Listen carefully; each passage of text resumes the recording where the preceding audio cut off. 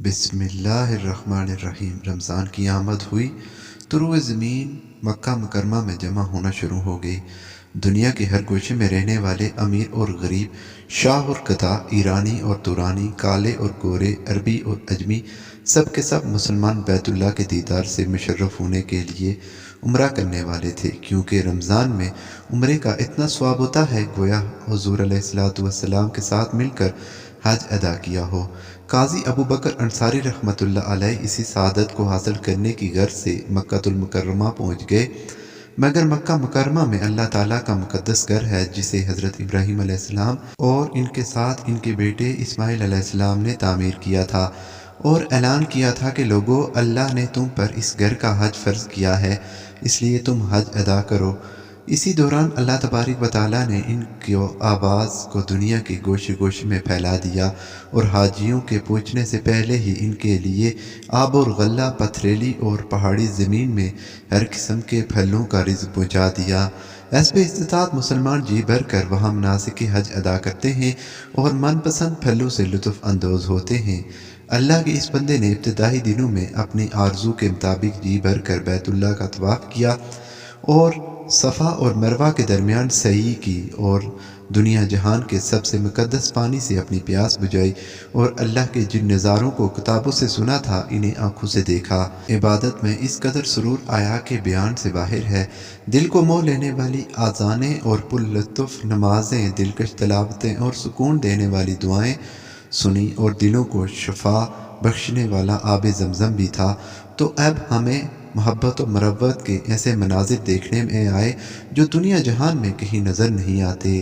جی میں آیا کہ سب کچھ چھوڑ کر باقی عمر یہی گزار دی جائے، لیکن خدا کا کرنا ایسا ہوا کہ کچھ عرصے کے بعد درہم خرچ ہو گئے اور خالی جیبوں کے علاوہ کچھ نہ بچا۔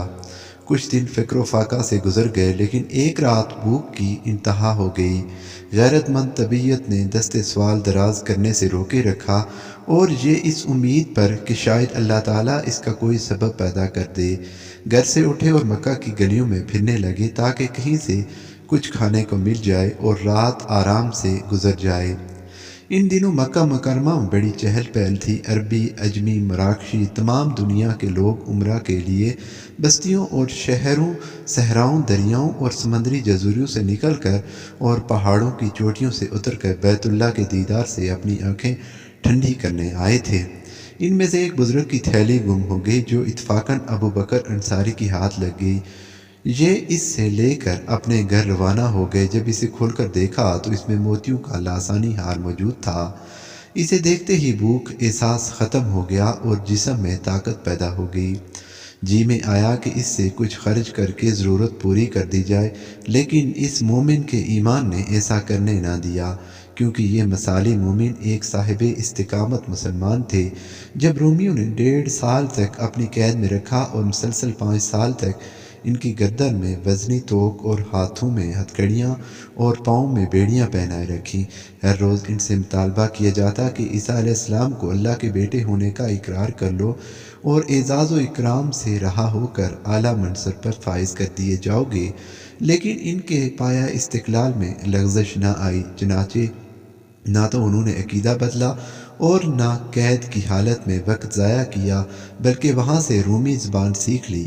ابو بکر انصاری اس تھیلی کو محفوظ مقام پر رکھ کر گھر سے باہر آئے تو ایک بزرگ کو آواز لگاتے سنا، جو شخص میری موتیوں بھری تھیلی واپس کرے وہ 500 دینار خالص سونے کے سکوں کا حقدار ٹھہرے گا۔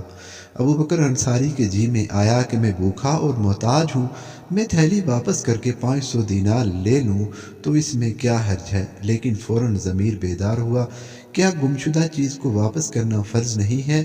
اور کیا ایمانداری اور دیانتداری کی قیمت وصول کرنا ٹھیک ہے؟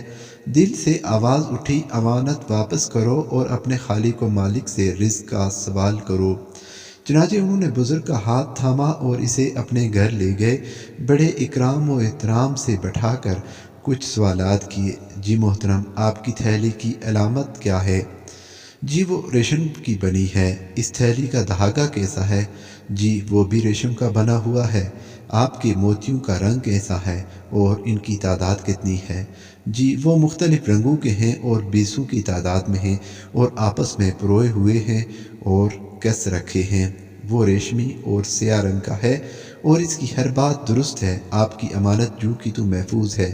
شیخ نے تم مسکراتے چہرے کے ساتھ تھیلی وصول کر لی اور موتی گننے لگا۔ جب تعداد پوری نکلی تو خوشی مسرت سے جھوم رہا تھا اور جزاک اللہ کہنے لگا۔ اسے شکریہ ادا کرنے کے لیے الفاظ نہیں مل رہے تھے اور اس نے حسب وعدہ 500 دینار ابو انصاری کی جولی میں ڈال دیے، لیکن ابو بکر انصاری نے یہ کہہ کر واپس کر دیے کہ شیخ محترم، گمشدہ چیز کا واپس لوٹانا واجب ہے اور اس امانت کا واپس کرنا مجھ پر مذہبی اور اس اخلاقی اعتبار سے ویسا ہی فرض ہے، لہذا آپ سے کبھی بدلہ نہ لوں گا۔ شیخ نے کہا، نہیں میرے عزیز، میں اپنی خوشی سے کہہ رہا ہوں، یہ صلہ ضرور لیجئے گا۔ نہیں شیخ صاحب، اس کا صلہ اپنے رب سے وصول کروں گا۔ اس کے بعد وہ بزرگ پرزور اصرار کرنے لگے، لیکن ابو بکر انصاری اپنی بات پر قائم رہے اور وہ بوڑھا بزرگ وہاں سے اپنے وطن چلا گیا۔ یہ شیخ اپنے وطن کا رئیس اور بہت مالدار شخص تھا۔ ممکن ہے کہ اس نے یہ ہار اپنی اکلوتی بیٹی کے لیے خریدا ہو۔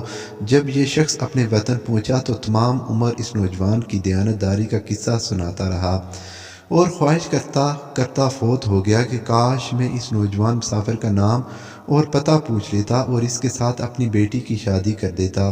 کچھ عرصے کے بعد ابو بکر مکہ مکرمہ سے نکلے اور اپنی منزل مقصود تک پہنچنے کے لیے بحری جہاز پر سوار ہو گئے۔ اتفاق سے بحری جہاز سمندر کے درمیان پہنچ کر ٹوٹ گیا اور ابو بکر انصاری کے سوا تمام لوگ پانی میں غرق ہو گئے۔ خوش قسمتی سے انہیں لکڑی کا تختہ مل گیا اور بہت دنوں تک سمندری لہروں پر تیرتے رہے۔ انہیں چاروں طرف سے موت نظر آ رہی تھی۔ رات کی تاریکیاں، کالی گھٹائیں اور سمندر کی طوفانی لہریں موت کا منظر پیش کر رہی تھیں۔ جب کبھی خوفناک ہچکولا آتا تو کلیجہ حلق میں اٹک جاتا اور اللہم حافظنی کی صدا زبان پر آ جاتی۔ بالآخر کئی دنوں اور راتوں کے بعد وہ تختہ کسی سمندری جزیرے کے کنارے پر جا لگا۔ یہ دن ان کے لیے انتہائی خوشی کا دن تھا۔ اسے اس قدر خوشی تھی کہ گویا جہنم کا پل عبور کر لیا ہو۔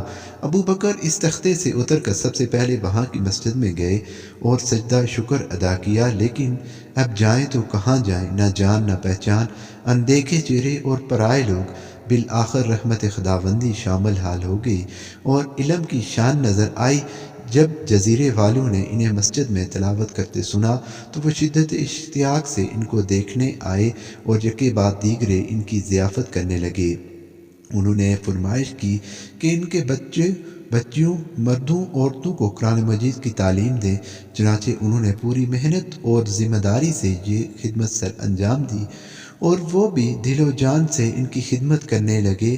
حضرت ابو بکر انصاری کے ساتھ ان کی عقیدت اس حد تک بڑھی کہ انہوں نے انہیں مستقل اپنے پاس ٹھہرنے کے لیے اپنے جزیرے کی مالدار خاتون سے شادی کی پیشکش کر دی، لیکن انہوں نے یہ پیشکش قبول نہ کی۔ البتہ جب کہ ان کا اصرار بڑھا تو یہ آمادہ ہو گئے، چنانچہ بڑی دھوم دھام سے شادی کی تقریب منعقد ہو گئی۔ جب دلہن گھر لائی گئی تو یہ اپنی بیوی کے چہرے کو دیکھنے کے بجائے اس کی گردن اور سینے پر نظر جما کر بیٹھ گئے، کیونکہ جو ہار انہوں نے مکہ مکرمہ میں واپس لوٹایا تھا وہی ہار اس خاتون کے گلے میں تھا۔ جب لوگوں نے یہ حالت دیکھی تو پوچھا، کیا ہار اس خاتون سے زیادہ خوبصورت ہے جو آپ مسلسل اس پر نگاہ جما کر بیٹھ گئے ہیں؟ تب انہوں نے اس ہار کی گمشدگی اور بازیابی کی کہانی سنائی۔ سننے والوں نے بے ساختہ اتنی بلند آواز سے نعرہ تکبیر لگایا کہ پورے جزیرے کے لوگ جمع ہو گئے۔ جب ابو بکر انصاری نے نعرہ لگانے والوں سے اس نعرے کا سبب دریافت کیا تو انہوں نے بتایا، ہم نے جس خاتون سے آپ کا نکاح کیا ہے یہ اسی بزرگ کی اکلوتی لخت جگر ہے جس کا ہار آپ نے واپس کیا تھا، اور وہ بزرگ ہمیں ہار کی گمشدگی اور بازیابی کا قصہ سنا کر فرمایا کرتے تھے، اس دنیا میں اگر کوئی صحیح معنوں میں مسلمان ہے تو وہی نوجوان جس نے اس قدر قیمتی ہار مجھے واپس لوٹا دیا۔ کاش وہ نوجوان مجھے مل جائے تو میں اپنی بیٹی سے اس کا نکاح کر دوں۔ اس کے بعد وہ دعا کیا کرتے تھے، اے اللہ مجھے اس نوجوان کو اکٹھا کر کہ میں اس سے اپنی بیٹی کی شادی کر لوں۔ آج اس کی آرزو پوری ہو گئی، یہ وہی لڑکی آپ کے نکاح میں ہے۔ اللہ اکبر، اللہ کا وعدہ پورا ہو گیا۔ جو کوئی انسان اللہ کے خوف سے حرام مال سے بچ جائے گا اور اسے حلال طریقے سے اتنا مال دیا جائے گا جو اس کے وہم و گمان میں بھی نہ ہوگا۔ محترم ناظرین، ہار کے ساتھ ساتھ وہ رئیس کی بیٹی اپنے علاقے کی سب سے مالدار خاتون ان کے نکاح میں آ گئی اور وہ بقیہ زندگی ہنسی خوشی گزارنے لگے۔ یقیناً جو اللہ پاک کی راہ میں حرام مال کو ترک کر دیتے ہیں، اللہ بڑھ چڑھ کر اس کا صلہ دیا کرتے ہیں۔ یہ ہمارے ایمان کی آزمائش ہے۔